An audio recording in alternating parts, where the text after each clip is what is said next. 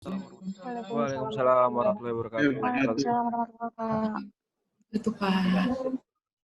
Iya, ya. Saudara-saudara, ini kelompok 4, Saudara Ade, Muhammad Fahrul Rizal, dan Putri Rizky mau presentasi ya? Siap ya Pak. Kelompok chapter 6 ya. Oke, kalau gitu langsung mulai aja. Oh iya, baik Pak. Rizky, tolong screen syutingnya segera kirim ke saya deh ya. Iya Pak, ini sedang saya screenshot. Oke. Tapi kalau bisa kelihatan pesertanya, yang screen yang kelihatan pesertanya, jangan PowerPoint saja. Iya Pak. Oke, mulai silakan. Baik, terima kasih Pak Sanyoto. Kami dari kelompok 6, saya Putri dan 2 rekan saya, Ade Harwoko serta Muhammad Fahrul Rizal. Hari ini kami akan membahas mengenai Designing and Evaluating Management Control System. Nah, jadi untuk presenter pertama adalah Muhammad Fahrul Rizal. Kepada Mas Irul dipersilakan. Baik, terima kasih Mbak Putri selaku moderator. Selamat pagi Pak Sanyoto, teman-teman semua. Jadi di sini kami dari kelompok 4 akan menjelaskan terkait dengan hasil diskusi kami. Yang pertama terkait designing control system, yaitu pengendalian sistem pengendalian. Nah, jadi setelah kita semua pada pertemuan sebelumnya kan sudah mempelajari itu mulai dari yang pertama kan terkait konsep dasar, terus tiap-tiap pengendalian hingga pada pertemuan terakhir sebelumnya kalau nggak salah itu kan terkait biaya atas sistem pengendalian. Nah, kali ini kita akan mempelajari mengenai rancangan dan evaluasi atas SPM itu sendiri. Nah, jadi yang pertama terkait dengan perancangan sistem pengendalian. Nah, hal ini itu berkaitan dengan 2 pertanyaan mendasar berupa apa yang diinginkan atau kalau kita lihat di buku ya, what is desired itu istilahnya, dan apa yang mungkin terjadi, apa yang dimungkinkan untuk terjadi atau what is likely dalam sebuah sistem. Nah, di sini pertanyaan ini berkaitan dengan ekspektasi. Hal apa yang hendak diraih serta kemungkinan atau realitas yang nantinya akan didapatkan. Nah, jika nantinya terdapat perbedaan jawaban dalam pertanyaan itu atas apa yang diharapkan dan apa yang kemungkinan terjadi, maka manajer atau pihak manajemen harus dapat menjawab 2 pertanyaan lain berupa pengendalian apa yang harus digunakan, yakni pelaksanaan pengendalian yang paling sesuai yang dimungkinkan dilaksanakan, dan juga seberapa tight atau tightness ya, keketatan, seberapa ketat masing-masing pengendalian tersebut nantinya dapat diterapkan. Nah, ini terkait dengan derajat keketatan pengendalian yang bersangkutan. Nah, atas hal tersebutlah nantinya dilakukan perancangan pengendalian. Nah, selain itu juga dibutuhkan pemahaman yang baik terkait tujuan dan strategi untuk menghasilkan alternatif pengendalian yang baik, yang layak gitu kan. Jadi ada beberapa alternatif. Nah, mana nih yang harus digunakan? Nah, itu harus memahami secara baik terkait dengan tujuan dan strategi, serta dan kesempatan yang lebih baik bahwa setiap alternatif pengendalian itu diterapkan dengan tepat serta mengurangi terjadinya adanya perubahan perilaku atau yang kita sebut behavioral displacement seperti itu. Bisa dilanjut, Mas Adi.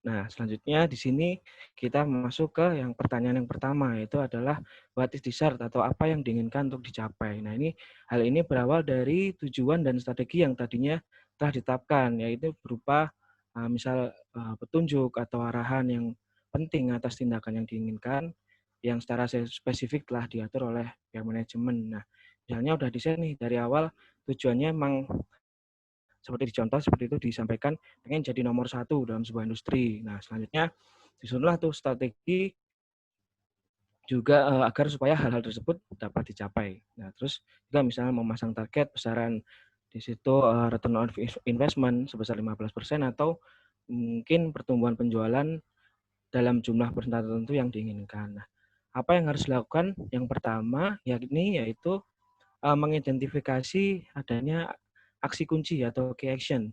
Key action ini tindakan yang harus dilakukan untuk mendapatkan kemungkinan terbesar atas sebuah kesuksesan. Nah, yang selanjutnya yaitu yang kedua terkait dengan identifikasi hasil kunci atau key result. yaitu berupa area kunci di mana berbagai hal harus berjalan dengan benar sesuai dengan yang telah direncanakan. Itu. Bisa dilanjutkan, Mas Adi. Nah, setelah kita udah tahu nih what is desired-nya seperti apa gitu kan. Ini tahap selanjutnya yaitu kita mencari jawaban atas what is likely. Apa yang diinginkan gitu kan, ingin dicapai selanjutnya. Nah, kita harus dapat menjawab pertanyaan ini terkait dengan apa yang mungkin terjadi. Nah, hal ini itu terkait dengan 3 pertanyaan penting. Berupa yang pertama, apakah para karyawan atau pegawai memahami apa yang mereka harapkan untuk dilakukan atau dicapai. Nah, jika tidak, berarti hal ini terkait dengan adanya lack of direction atau kurangnya arahan yang diberikan. Kemudian selanjutnya, apakah mereka termotivasi dengan baik? Nah, hal ini terkait dengan adanya lack of motivation. Apabila tidak didapatkan, itu bisa jadi kurang motivasi seperti itu ya. Nah, itu dorongan untuk memberikan upaya yang paling maksimal gitu kan, yang harus diusahakan. Kemudian yang ketiga itu terkait apakah mereka mampu menjalankan peran yang diinginkan. Nah, hal ini terkait dengan adanya personal limitation atau keterbatasan personal apabila memang dapat dicapai. Nah, hasil dari jawaban atas apa yang telah dipikirkan tadi itu terkait jawaban atas what is desired and what is likely. Nah, itu akan menentukan yang disebut dengan choice atau pilihan dan juga tightness atau keketatan dalam sebuah sistem pengendalian manajemen yang hendak kita terapkan. Apabila memang ternyata terdapat perbedaan atas jawaban kedua pertanyaan tersebut. Itu jadi lanjutannya gitu kalau ada perbedaan. Kita lanjutkan, Mas Adi. Nah, di sini kita ketahui bersama ya, setiap jenis pengendalian manajemen itu memiliki efektivitas yang berbeda dalam menangani semua atau beberapa masalah pengendalian manajemen. Nah, dapat kita lihat bersama dalam tabel terkait jenis pengendalian dan masalah pengendalian yang ada di sini. Yang pertama terkait dengan pengendalian hasil, diketahui bahwa akuntabilitas hasil, result accountability, itu terkait dengan pengendalian atas masalah kurangnya arahan serta adanya masalah motivasi.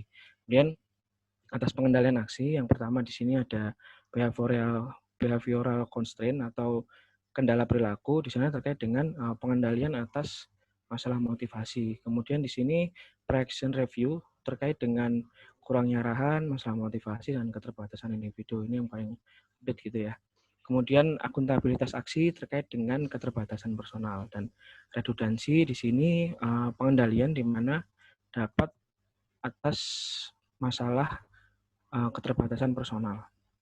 Selanjutnya atas pengendalian personal di bagian yang ketiga, pengendalian personal atau budaya ya, personal and cultural control, yakni pemilihan dan penempatan. Yang pertama itu pengendalian terkait dengan ini juga sama ketika masalah pengendalian atas kurangnya arahan, masalah motivasi dan keterbatasan individu.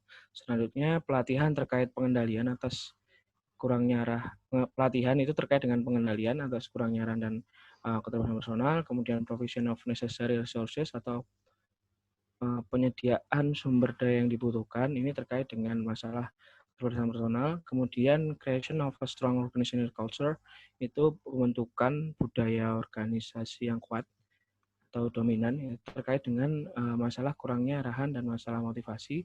Dan yang terakhir terkait group based reward atau imbalan hadiah mungkin ya berdasarkan kelompok tertentu. Ini pengendalian atas masalah terkait dengan kurangnya arahan dan motivasi. Nah, jenis pengendalian manajemen yang dipilih dari alternatif yang ada itu adalah yang harusnya yang memberikan manfaat bersih terbesar gitu. Jadi gabungan yang mana yang dipilih nanti itu yang memberikan manfaat bersih terbesar. Ya, ini kemungkinan atas misal peningkatan keberhasilan atau mendapatkan hasil yang diinginkan. Maksudnya hasil akhirnya akan lebih baik dengan adanya pengendalian ini gitu kan. Karena pengendalian manajemen juga di samping hal itu perlu dipikirkan karena mungkin adanya faktor biaya dalam implementasi. Jadi di situ pertimbangannya atas pilihan dari berbagai pengendalian. Bisa dilanjutkan, Mas Ade.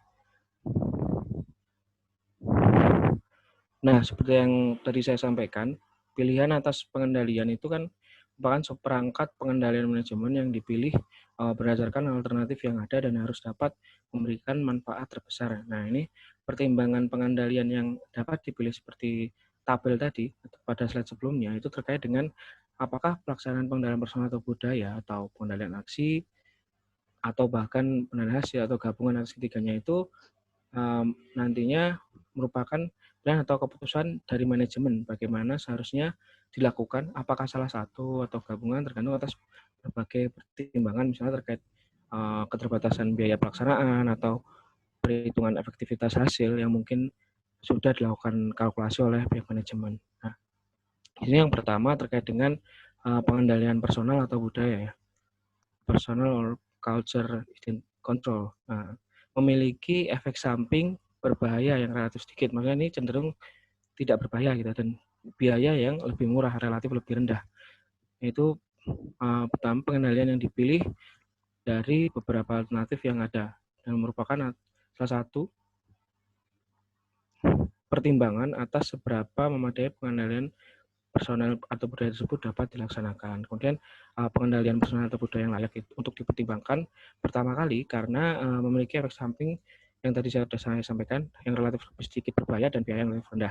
Nah, organisasi juga dapat menilai seberapa dapat diandalkannya jenis pengendalian manajemen dan sebagai penentu terkait perlu atau tidaknya dukungan jenis pengendalian lain. Nah, karena budaya itu merupakan salah satu faktor yang penting ya dalam sebuah organisasi. Nah, itu makanya juga patut untuk dipertimbangkan di awal. Bisa dilanjutkan, Mas Adi. Kemudian pilihan pengendalian yang kedua yaitu selanjutnya terkait dengan pengendalian aksi atau action control ya. Terdapat beberapa keuntungan dan kerugian dalam implementasinya. Yang pertama, keuntungan di sini bersifat paling direct atau langsung menuju sasaran yang diharapkan. Udah paham ya secara istilah gitu ya. Kemudian mengarah pada dokumentasi akumulasi pengetahuan tentang apa yang berhasil. Misal kebijakan dan prosedur itu kan biasanya bersifat mengikat dan itu akhirnya bisa jadi lebih efektif. Kemudian yang ketiga membantu organisasi atau instansi dalam berkoordinasi. Nah, selain keuntungan di sini juga terdapat kerugian. Nah, kerugian itu apa aja? Yang pertama adanya feasibility limitation atau adanya keterbatasan kelayakan di mana pengetahuan yang baik tentang tindakan atau aksi tindakan atau aksi apa yang diinginkan itu hanya ada untuk hal-hal yang sangat rutin. Nah, kemudian yang kedua, seringkali menghalangi adaptasi, inovasi, dan kreativitas.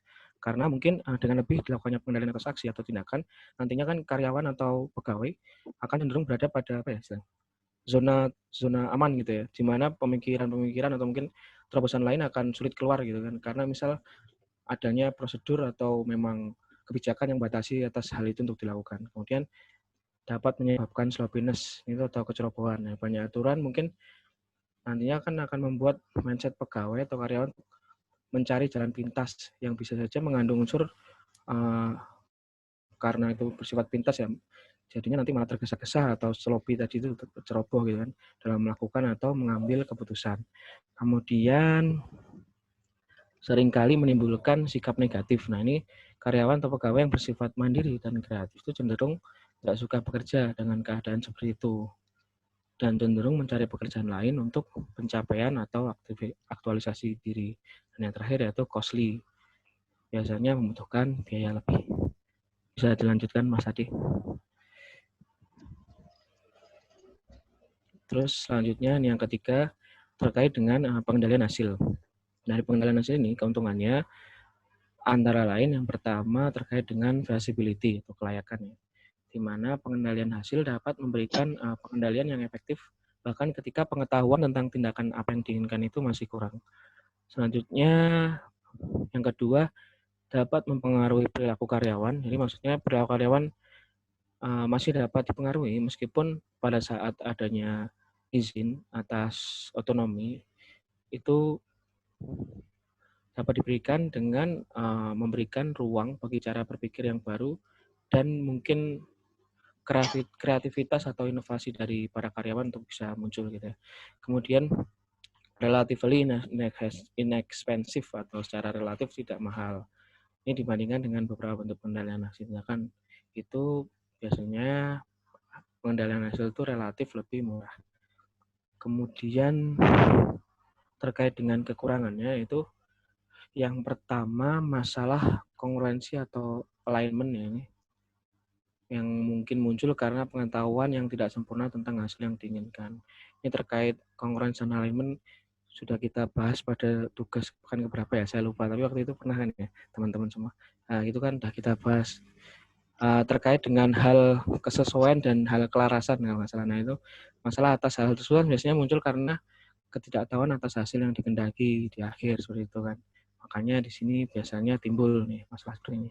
Kemudian yang kedua, ketika hasil dipengaruhi oleh apapun selain usaha dan kemampuan karyawan, pengendalian hasil dapat menimbulkan risiko pada karyawan. Yang ketiga, biasanya tidak dimungkinkan untuk mengoptimalkan target kinerja yang ditetapkan sebagai bagian dari sistem pengendalian hasil. Dan yang terakhir, tidak semua karyawan suka diberdayakan untuk menghasilkan hasil yang mereka anggap paling sesuai. Nah, setelah kita semua memahami terkait dengan perbandingan dan hal untung rugi atas ketika pengendalian yang tadi saya sampaikan, nah selanjutnya manajemen akan dihadapkan dengan pertanyaan mungkin ya terkait pilihan atas bagaimana sih seharusnya tightness tadi yang sudah saya sampaikan terkait ketetatan atau ya tightness atau ketetatan atas pengendalian itu dijalankan. Nah, pada bagian selanjutnya akan dijelaskan oleh teman kami Mas Ade. Selanjutnya kepada moderator saya kembalikan waktunya. Terima kasih.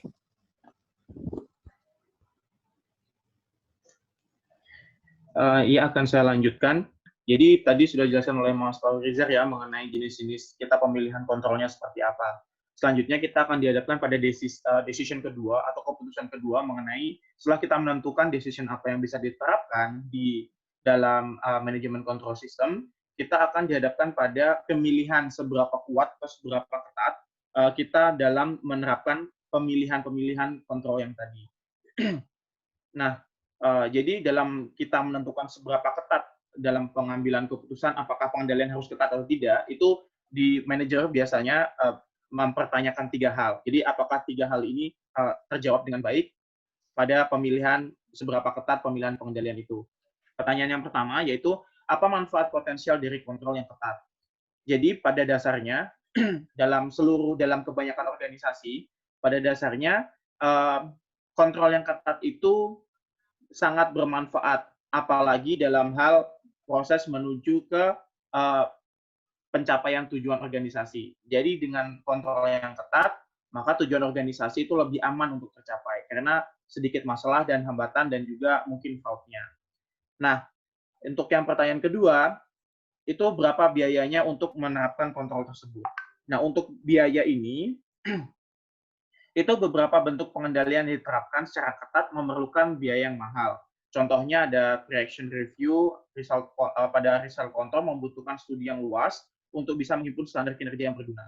Atau juga misalkan pada action control. Action control berupa kita pembuatan SOP. Pembuatan SOP itu kan juga memerlukan biaya baik waktu maupun tenaga yang juga besar. Jadi ketika kita menetapkan untuk action control yang sangat kuat dengan banyaknya SOP tersedia, maka juga akan timbul biaya dalam pembuatan kontrol tersebut. Pada result control juga butuh pre-action review atau istilahnya analisis awal bagaimana cara penghitungannya, bagaimana indikatornya untuk penilaian kinerja. Terus juga misalkan untuk contohnya di personal atau cultural ini ya control. Misalkan dalam kita membuat nilai atau menanamkan nilai kepada karyawan, maka kita perlu adanya internalisasi corporate value contohnya kalau di JJP. Berarti kita perlu membuat suatu kegiatan. Nah, kegiatan ini juga akan menimbulkan biaya. Nah, untuk pertanyaan ketiga, itu apa dampak merugikan yang mungkin timbul? Ini terkait dengan dalam chapter sebelumnya kita sudah mengetahui adanya direct cost dan indirect cost. Jadi, apa dampak merugikan yang mungkin timbul ini juga kita harus mempertimbangkan indirect cost-nya atau cost yang tidak langsung. Nah, cost ini juga harus dipertimbangkan dalam penyampaian kontrol, dalam pemilihan ketat atau tidaknya kontrol itu diterapkan. Nah, ini adalah salah satu contoh dari bagaimana manajer menentukan keketatan atau keleluasaan dari kontrol. Kita mengenalnya dengan istilah simultaneous atau simultan ketat dan renggang atau ketat dan tidak ketat. Maksudnya seperti apa? Jadi maksudnya hal ini terjadi pada MCS di perusahaan yang didominasi oleh personal atau cultural control, di mana MCS dianggap loose atau renggang atau leluasa itu karena memberikan dorongan otonomi kepada employee. Jadi karyawan diberikan dorongan untuk berinovasi, karyawan diberikan dorongan untuk saling mengawasi. Nah, proses pengawasan ini diserahkan kepada karyawan. Jadi karyawan diberikan keleluasaan untuk membentuk atau membuat bagaimana dia bekerja dan seperti apa, lalu result-nya seperti apa. Namun, MCS tersebut juga dapat dianggap sebagai MCS yang ketat, karena dengan adanya keleluasaan karyawan, maka masing-masing karyawan akan cenderung saling memonitor atau saling mengawasi, sehingga terbentuklah cultural control yang kuat. Nah, simultan itu kan artinya berkelanjutan. Jadi maksudnya, manajer itu dapat menentukan racikan kontrol yang dapat menyebabkan dalam suatu sisi tertentu dianggap kontrolnya renggang atau tidak terlalu ketat, namun di sisi yang lain itu juga sebagai kontrol yang ketat, dan itu akan terus berkelanjutan. Dampak dan sebab akibatnya akan saling berkaitan. Nah, mungkin juga bisa menerapkan serupa dengan tight loose control, tapi tidak ada cultural yang kuat, yaitu dengan menambahkan atau menerapkan result dan action control yang ketat terhadap beberapa kegiatan atau result yang merupakan faktor utama atau critical factor dalam pencapaian tujuan. Nah, kalau misalkan ya tadi kan manfaat, kita akan membahas juga mengenai manfaat dari potensial tight control. Kan tadi kita sudah membahas mengenai keketatan dan kerenggangan. Jadi untuk menyelesaikan masalah pengendalian atau lack of direction, contohnya seperti itu dan lain-lain, itu kita perlu meningkatkan probabilitas tercapainya tujuan. Nah, probabilitas tercapainya tujuan itu kita dapat menerapkan kontrol yang kuat pada area-area tertentu yang sangat kritikal atau area kunci dalam pencapaian tujuan. Nah, ketika ada area kunci, maka kita terapkan kontrol yang kuat. Namun, pada hal-hal seperti area-area yang lain yang mendukung pencapaian tujuan, namun tidak begitu kritikal atau tidak begitu berdampak langsung, maka dapat digunakan kontrol yang sedikit renggang. Gitu. Nah, kemudian adapting to change. Jadi pada dasarnya perusahaan itu akan terus berkembang. Kontrolnya pun juga akan berubah. Tergantung dari seberapa besar perusahaannya, seberapa luas tujuannya, maka kontrol akan menyesuaikan. Nah, biasanya itu akan menyesuaikan ke dua arah, yaitu yang pertama, increased formalizations of procedures. Jadi dia lebih kepada action accountability purpose. Maksudnya gimana? Jadi contohnya tadinya perusahaan itu belum punya aturan tertulis karena cukup mengandalkan people control atau personal control. Contohnya ini biasanya di perusahaan keluarga. Jadi perusahaan keluarga itu kan personal control-nya biasanya lebih kuat daripada action control. Jadi tidak ada SOP-SOP tertulis. Nah, dalam perkembangannya ternyata perusahaan tadi itu menjadi lebih besar dan lebih kompleks sehingga membutuhkan pegawai baru dari eksternal yang bukan keluarga. Nah, karena perubahan ini, maka membutuhkan perubahan kontrol dan aturan juga. Jadi perusahaan dapat menambahkan action control-nya, yaitu berupa pembuatan SOP, itu contohnya. Kemudian, arah selanjutnya itu development of more elaborate information system. Jadi, ini pilihan. Kalau ini and dan or, maksudnya bisa dengan cara penambahan SOP dan elaborasi teknologi informasi atau salah satu. Jadi bisa pilihan atau bisa keduanya. Nah, maksudnya elaborasi dari information system itu biasanya untuk lebih mengefisienkan dan efektifkan kegiatan atau proses bisnis perusahaan, maka perusahaan akan mengadopsi teknologi informasi. Contohnya sekarang ada ERP, Enterprise Resource Planning, atau misalkan dengan cara aplikasi kepegawaian atau aplikasi yang lain. Nah, penggunaan aplikasi atau sistem informasi ini akan lebih meningkatkan kontrol juga untuk result-nya. Kenapa? Karena dapat membantu perusahaan atau membantu manajer dalam penghitungan atau checklist pencapaian tujuan. Dan juga mengurangi human error. Gitu. Selanjutnya, keeping a behavioral focus. Jadi maksudnya tidak ada satu bentuk kontrol itu yang paling baik diterapkan. Misalkan suatu perusahaan menerapkan action control saja, atau menerapkan personal control saja, atau menerapkan result control saja. Maka itu kurang baik. Kenapa? Karena tidak ada satupun yang sempurna. Nah, makanya dalam suatu organisasi itu ketika bisa menerapkan gabungan. Jadi contohnya di situ ada accounting personal versus design engineer. Jadi mereka saling bekerja sama untuk menentukan risiko-risiko yang muncul seperti apa, kemudian dengan saling adanya tukar informasi ini, maka akan membentuk suatu saling memonitor. Jadi contohnya seorang dalam bidang akuntansi itu dapat memberikan masukan kepada yang membuat sistem mengenai kontrol-kontrol atau area khusus yang perlu ditingkatkan kontrolnya, gitu. Jadi akan saling bertukar informasi untuk pembuatan sistem yang terbaik. Nah, dengan demikian adalah penting untuk fokus pada orang-orang yang terlibat. Nah, karena tadi masing-masing orang memiliki pengetahuan yang berbeda dan memiliki job description yang berbeda, maka respon mereka akan menentukan berhasil tidaknya suatu kontrol sistem. Jadi dari masing-masing bidang akan memberikan masukan mengenai area-area kunci, resikonya, dan mitigasi yang dapat dilakukan. Nah, kemudian keseluruhan ini akan dirancang dan membentuk suatu sistem yang komprehensif. Gitu. Jadi tidak dibuat oleh satu bidang saja. Nah, manfaat atau benefit dari kontrol hanya akan diperoleh dari dampaknya terhadap perilaku. Jadi ketika misalkan kontrol ini telah diterapkan atau akan diterapkan, maka harus diidentifikasi manfaat-manfaatnya. Nah, manfaat yang baik ini biasanya berdampak pada perilaku. Contohnya, ketika adanya SOP atau action control yang baik gitu. Nah, SOP ini diterapkan juga kalau bisa SOP-nya dapat memupuk atau mempengaruhi perilaku dari karyawan. Jadi misalkan dengan adanya SOP, maka karyawan akan cenderung, oh aku akan menjalankan kegiatan atau menjalankan kinerjaku sesuai dengan SOP. Gitu. Jadi mempengaruhi perilaku. Kemudian ini adalah contoh dari kita decision taking-nya ya, bagaimana kita menentukan atau decision-nya. Contohnya seperti ini. Pertama pertanyaannya adalah, apakah can people be avoided? Maksudnya, apakah kita dapat mempekerjakan people atau orang seminimal mungkin? Ketika misalkan iya, maka control problem avoidance. Maksudnya, kita dapat, misalkan ini kan contohnya otomatisasi atau standarisasi itu pemanfaatan informasi, teknologi informasi. Nah, kita cukup menghindari permasalahan-permasalahan kontrol dari aplikasi itu. Gitu. Tapi kalau misalkan suatu proses bisnis kita harus mempekerjakan manusia di dalamnya, maka baru kita ke pertanyaan kedua, yaitu apakah kita dapat bergantung atau percaya kepada manusia itu. Ketika kita dapat percaya, maka kita tinggal memperkuat people control-nya atau personal control-nya.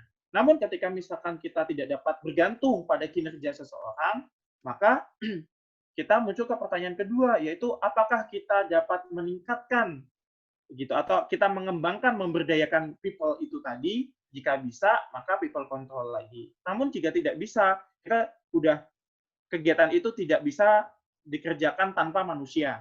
Kita tidak bisa percaya pada kinerja manusia itu. Dan kita tidak bisa mengembangkan atau memberdayakan kemampuan atau kepercayaan kita terhadap manusia itu.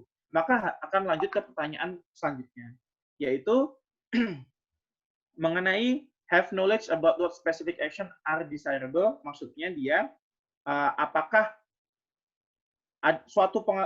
kita memiliki suatu pengetahuan mengenai action khusus yang kita harapkan. Misalkan kita memiliki indikator khusus, maka nanti kita able to assess whether specific action was taken. Jadi kita tinggal bikin checklist, apakah ini sudah dilakukan sama manusia itu atau belum, gitu, sama karyawan itu atau belum. Nah, misalkan kita tidak dapat mengidentifikasi aksi spesifik atau langkah-langkah spesifiknya, maka kita dapat menuju ke tujuannya. Kalau kita tidak bisa mengidentifikasi prosedur, kita langsung ke tujuan.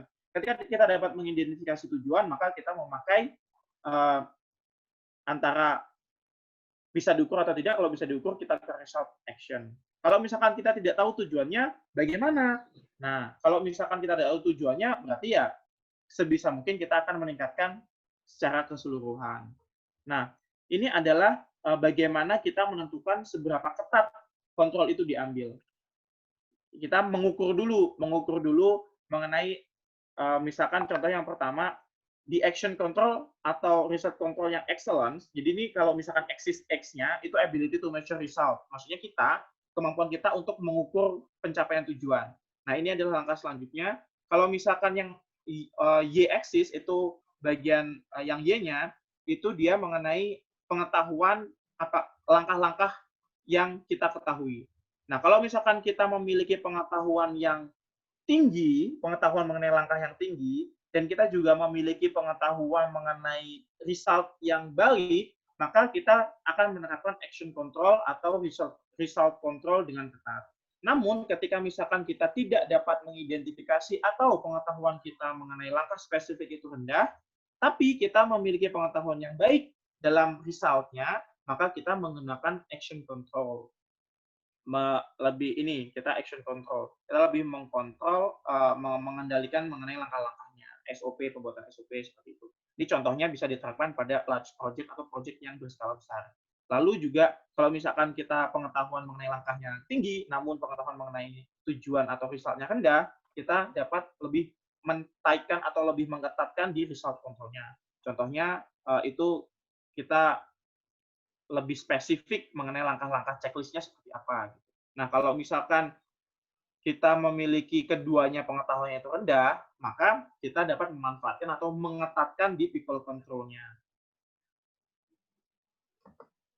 Nah, untuk maintaining good control, jadi kita tadi sudah memilih ya apa aja kontrolnya, lalu kita juga sudah menelaah seberapa kuat atau seberapa ketat kita menerapkan kontrol tersebut, lalu dari pemahaman pemilik atau pemahaman manajer, seberapa paham manajer mengenai langkahnya dan result-nya, kemudian kita menentukan dalam area mana kita terapkan kontrol yang kuat, sekarang kita membahas mengenai maintaining atau menjaga good control itu.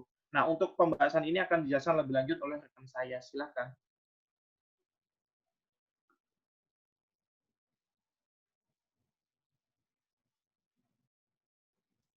Baik, teman-teman, selanjutnya saya akan menjelaskan mengenai bagaimana cara mempertahankan pengendalian yang baik.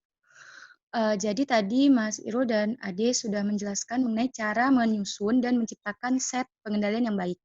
Nah, sebenarnya jika kita membandingkan tahapan mempertahankan pengendalian yang baik dan menciptakan atau menyusun pengendalian, maka tahap mempertahankan pengendalian yang baik ini jauh lebih sulit. Karena ketika kita membicarakan menciptakan atau menyusun proses pengendalian, maka prosesnya itu jelas ada ujungnya. Jadi dari kita menganalisis, kemudian kita memperkirakan apa-apa saja yang dibutuhkan, hingga akhirnya kita menerapkan pengendalian. Nah, sedangkan proses mempertahankan pengendalian yang baik, ini adalah proses yang berlangsung secara kontinu. Jadi dilakukan terus-menerus selama organisasi atau perusahaan masih berjalan. Nah, selama proses kita mempertahankan pengendalian, itu biasanya ada beberapa masalah yang dapat terjadi terhadap sistem pengendalian yang telah dibentuk. Seperti misalnya kurangnya pemahaman mengenai pengaturan atau efek dari SPM yang diterapkan. Kemudian, adanya kecenderungan manajemen melakukan pelanggaran SPM karena hal tertentu, seperti keperluan bisnis. Contohnya misalnya, untuk sebuah transaksi penjualan diperlukan 3 tahap otorisasi, dari otorisasi petugas penjualan, hingga otorisasi manajer kredit, hingga otorisasi manajer penjualan. Nah, suatu ketika ada pembeli yang ingin membeli dalam jumlah yang besar, tapi dia ingin agar otorisasi pembelian dapat dilakukan dengan proses yang lebih cepat. Nah, biasanya ada beberapa tahap otorisasi yang di-skip atau dipangkas agar proses pembelian tadi dapat diproses dengan lebih cepat untuk memuaskan pelanggan. Nah, ini adalah pelanggaran terhadap SPM. Masalah-masalah ini harus diatasi secara berkelanjutan untuk memastikan agar SPM yang telah dibentuk dapat tetap memenuhi kebutuhan organisasi, terutama dalam jangka panjang. Mempertahankan SPM itu sendiri bukan merupakan hal yang mudah, terutama ketika organisasi berkembang dengan sangat pesat. Nah, organisasi berkembang dengan pesat itu biasanya ketika skala bisnisnya besar. Misalnya perusahaan multinasional dan juga perusahaan yang bergerak di bidang teknologi informasi.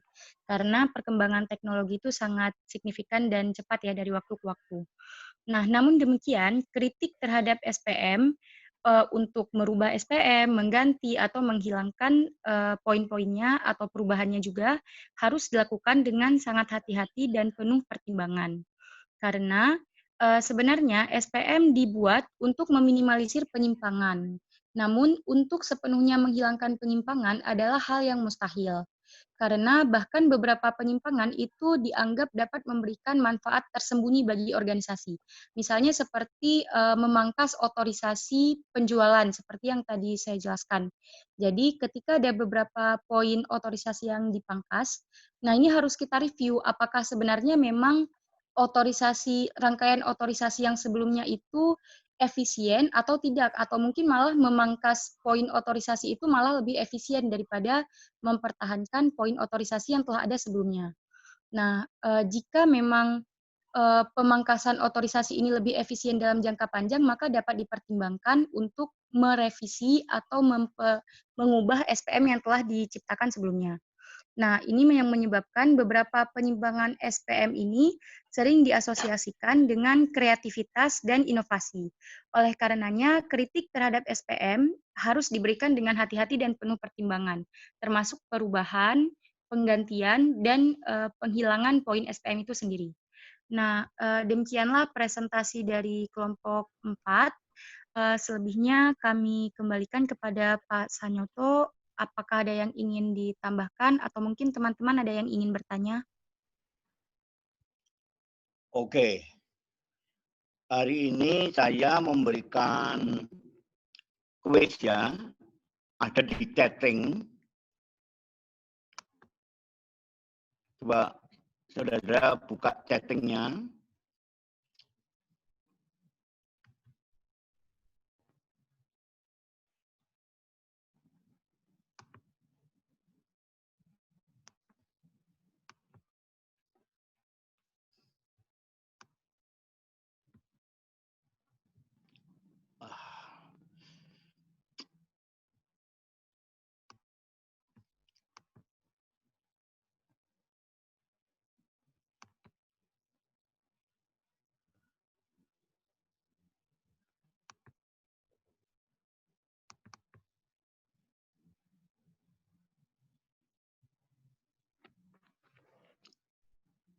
Saya sedang buka file.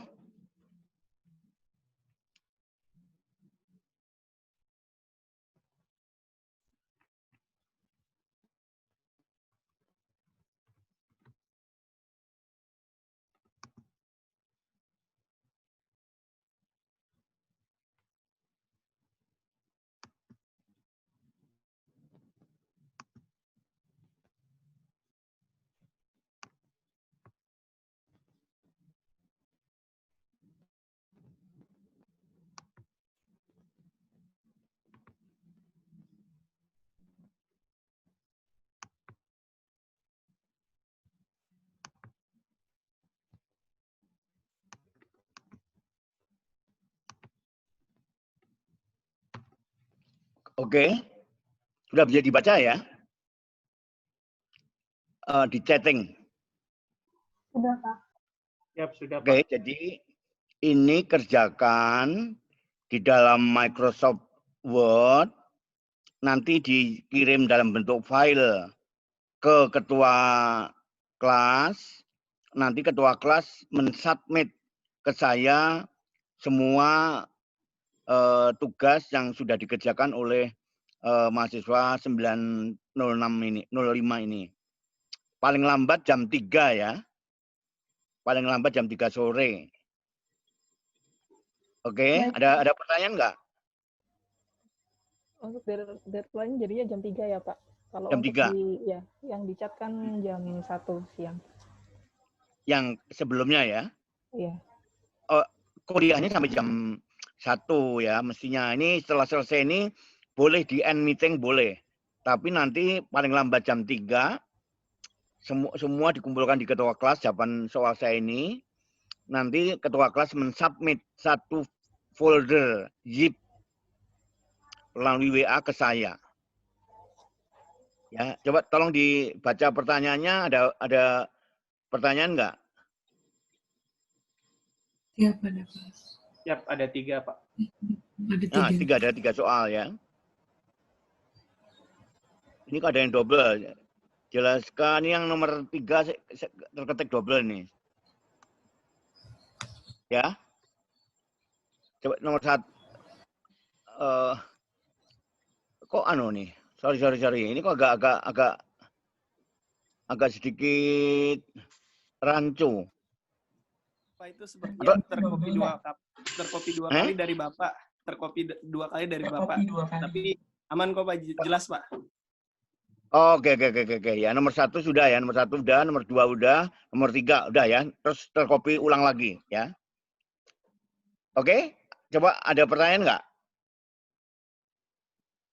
Pertanyaan terkait presentasi atau soal kuis Pak? Soal kuis saja. Ini kan saudara kan hanya punya waktu sampai jam 3 ya. Siap Pak.